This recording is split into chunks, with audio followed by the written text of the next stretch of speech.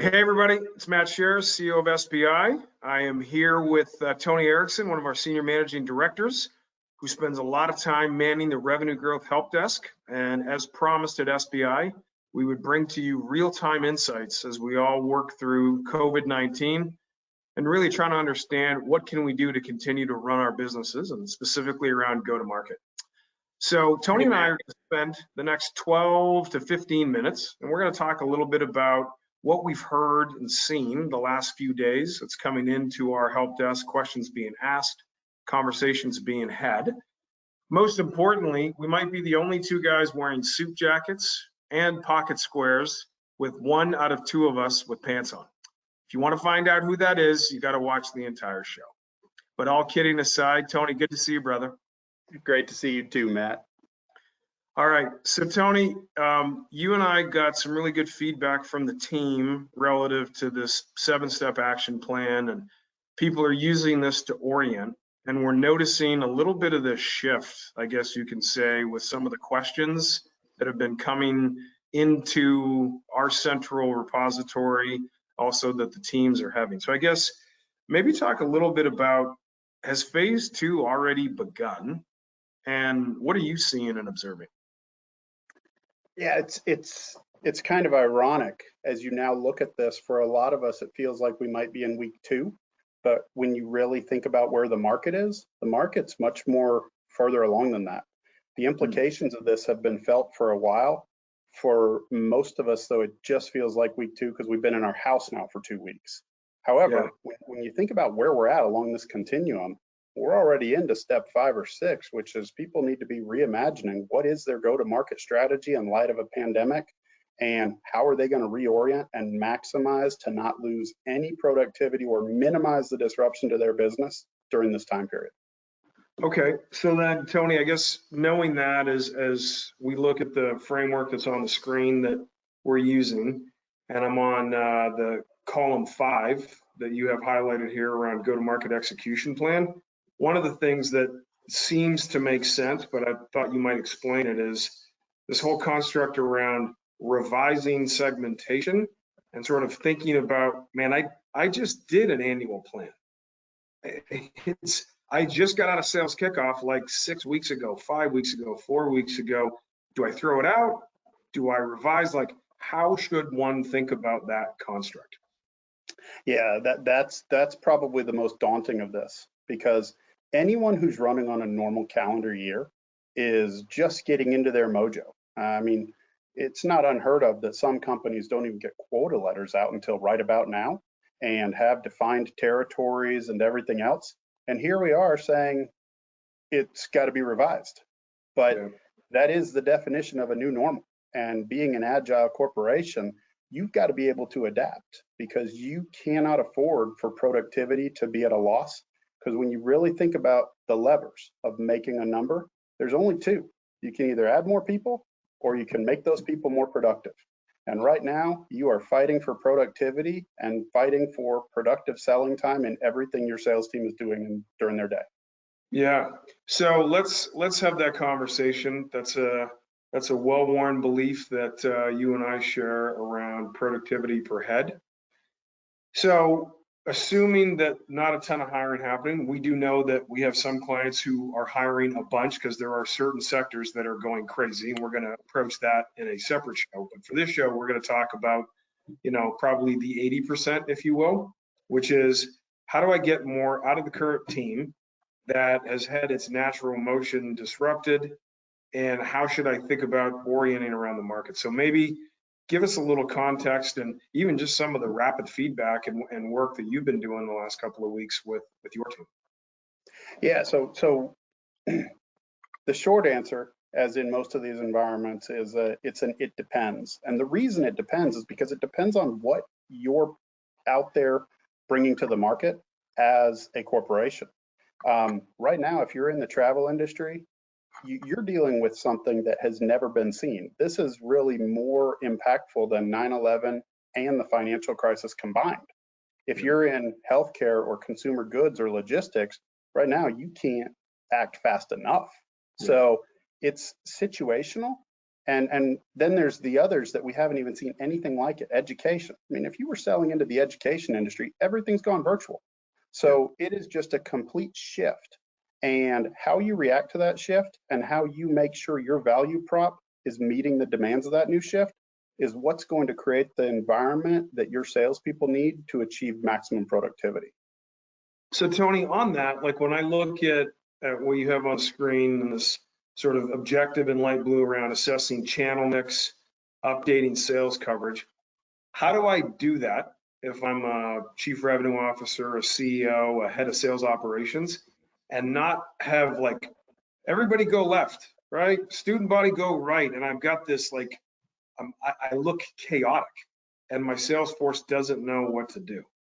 Any counsel you've seen from those that have leaned in early? Yeah. It's ironic when all of a sudden you take away a field selling motion due to travel disruption and suddenly everyone starts to look like an inside sales rep. But the reality is that you still have to maintain order. You have to maintain focus. You have to create areas where you're not all overlapping and tripping all over one another.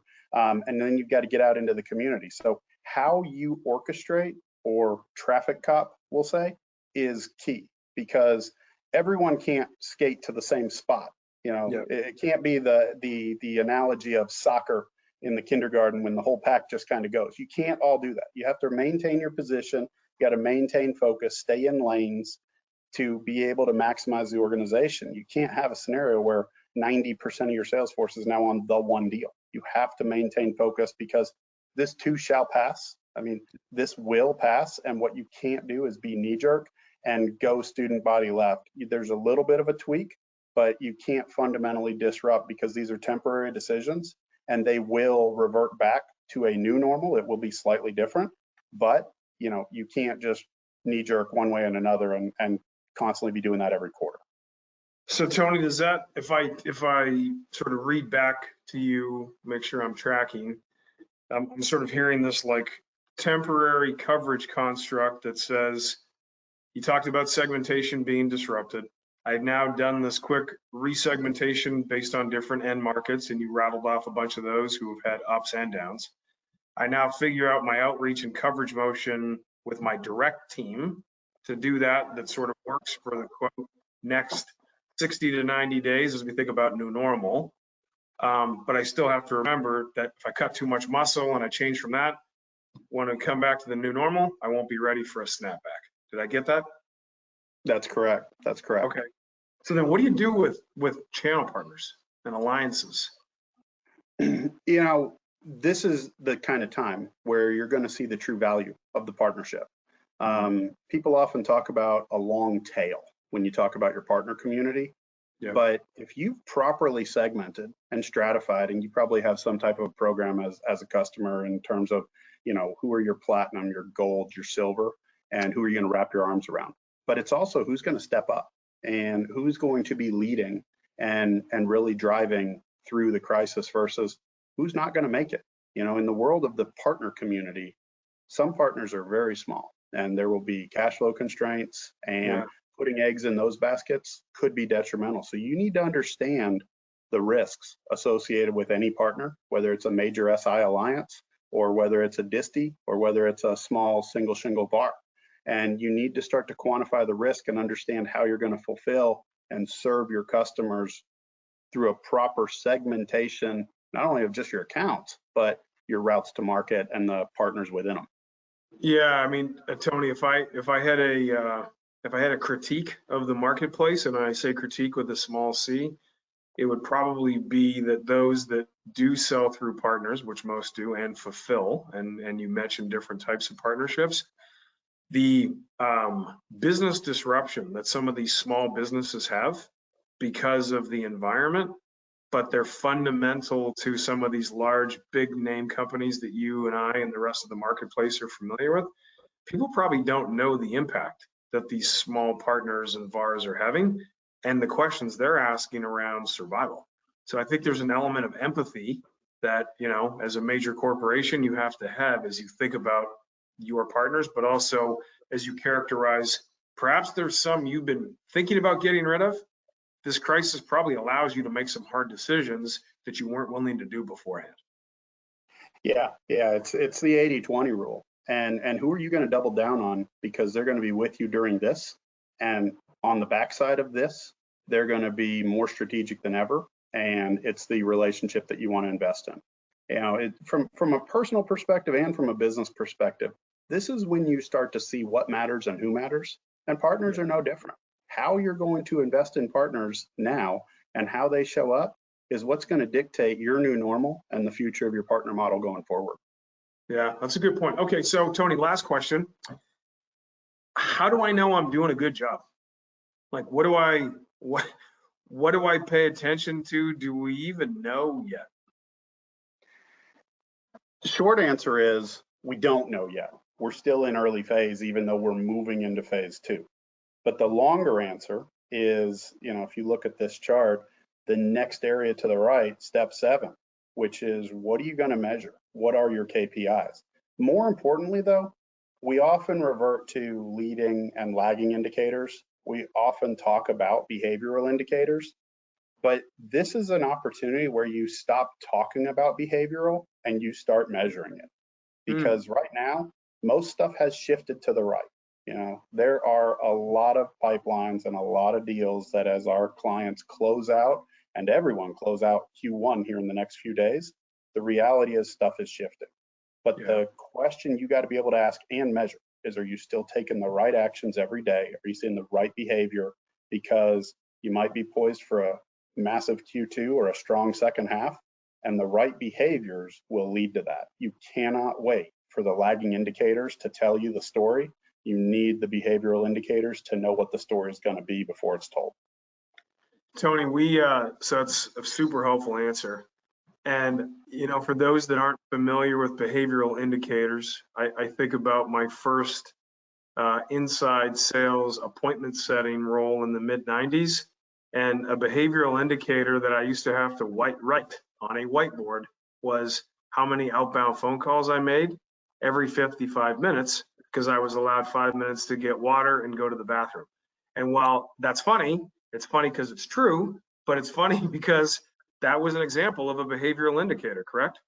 Yeah, and at the end of the day, those behavioral indicators are right now your best predictor of the future results that you're going to realize throughout this crisis, as well as the balance of your fiscal year. Okay, wonderful. All right, everybody. Always good to connect with my man Tony, even though he's a Cowboys fan. I have not let that impair my judgment of he and I continuing to have fun together over the years at SBI. And for those that are interested and want to dive a little deeper into what Tony talked about, you will be able to download the framework and also jump into a couple of the tools that we've provided. As always, in this time, make sure you guys are staying safe and taking care of yourself and your families.